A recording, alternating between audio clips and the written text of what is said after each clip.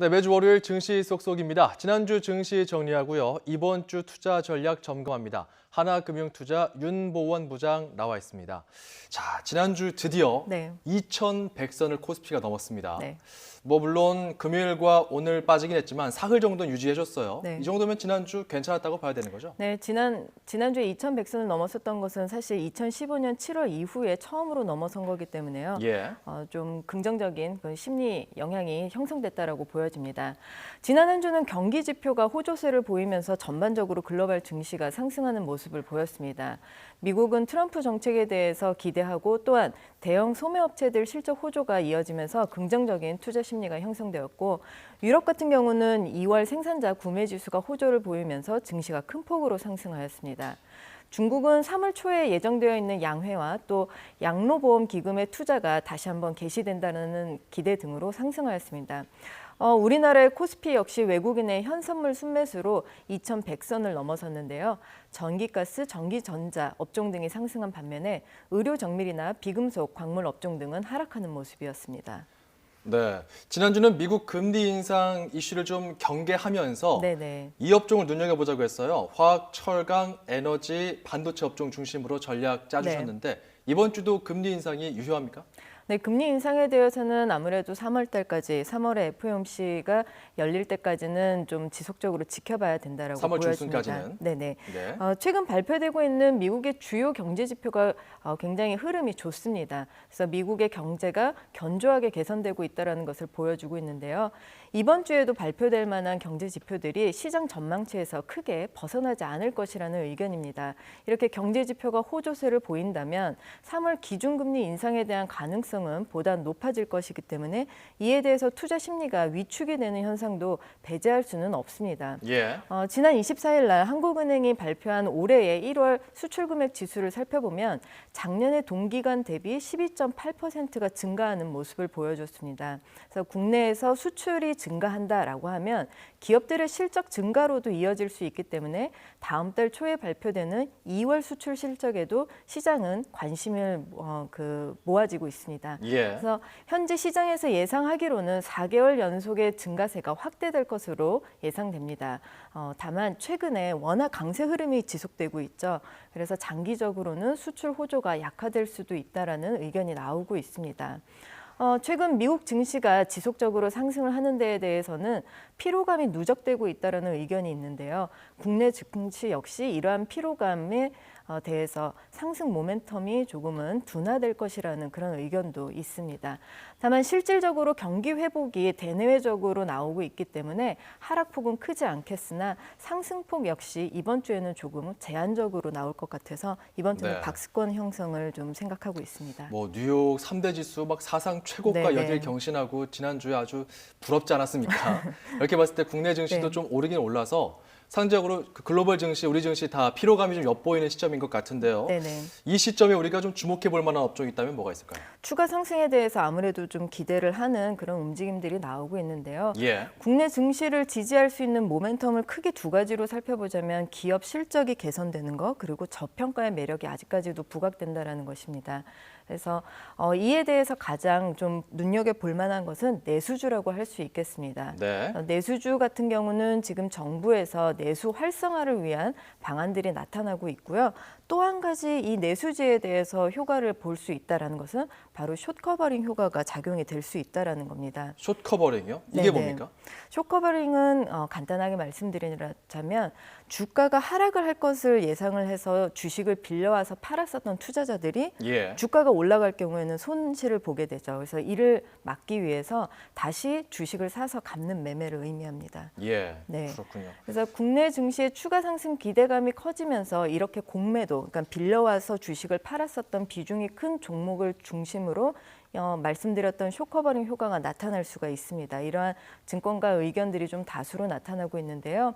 숏커버링이 예상되는 종목들을 좀 기준을 가지고 나눠보겠습니다. 네. 그랬을 때는 시가총액이 좀 큰 대형주, 그리고 1년 전에 주가와 대비를 했었을 때 많이 떨어져 있었던 종목, 그리고 영업이익이 지난 4분기 실적을 봤었을 때는 이제 저점을 형성했구나 해서 반등을 할 수 있는 종목 등을 꼽을 수 있는데요.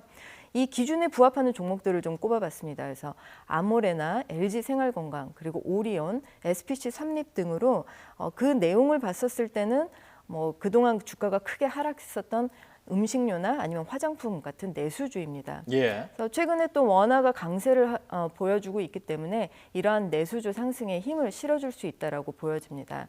근데 이러한 현상 자체가 지속이 되려면 아무래도 민간, 그러니까 개인들이 쓸 수 있는 소비가 증대가 돼야 되는데 안타깝게도 지난번에 통계청의 발표를 살펴보면 지난해 4분기 월 평균의 가계 실질 소득은 7년 만에 감소한 것으로 나타났습니다. 그래서 업종에 전반적으로 이런 긍정적인 효과가 나타날 것이냐에 대해서는 그냥 반짝 단기 효과로만 그칠 것이다라는 의견들도 꽤 있습니다. 그 숏커버링이라고 하는 게 이제 주식이 떨어질 것을 감안해서 네네. 미리 빌려서 이제 팔고 그렇죠. 이제 빌렸던 걸 갚아야 되니까 네네.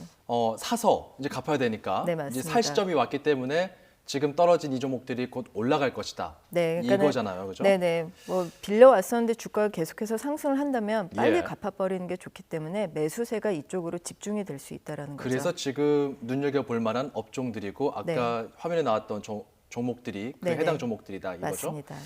자, 이번 주에 좀 우리가 주목할 만한 증권사 리포트 어떤 겁니까? 네, 계속적으로 뭐 주식에 대해서 말씀을 드렸는데요.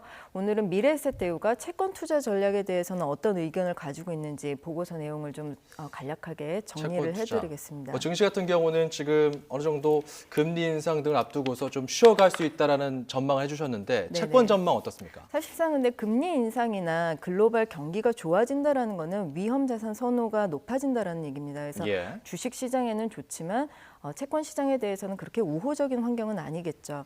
그렇지만 본 리포트에서는 이번 3월 달 안에 국내적이거나 아니면 외부적으로도 금리는 고점을 형성을 하고 안정화될 것이라는 그런 의견을 나타내고 있습니다. 예.